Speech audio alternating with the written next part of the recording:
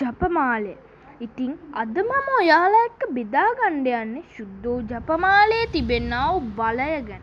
ඇත්තටම කිව්වොත් මේ සුද්ධෝ ජපමාලය කියන්නේ හාස්කම් වලින් පින්නු මහා බලගතු සුද්ධවන්ත දෙයක්.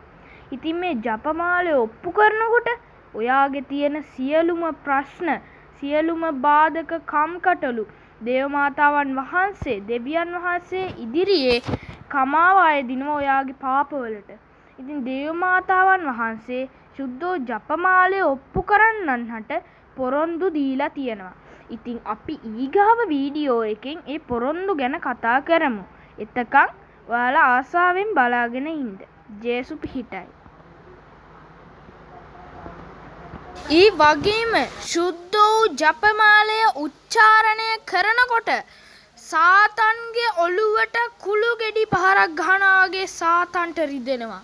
ඇත්තටම කියනවා නම් සාතන්ට ඔළුවට කුළු ගෙඩි පහරක් ගහනවා කියන්නේ අපි සුද්ධෝ ජපමාලය 50ක් උච්චාරණය කරනවා. ඉතින් ඒ 50ම උච්චාරණය කරනකොට සාතන්ගේ ඔළුවට කුළු ගෙඩි පාරවල් 50ක් වැදිලා ඉවරයි.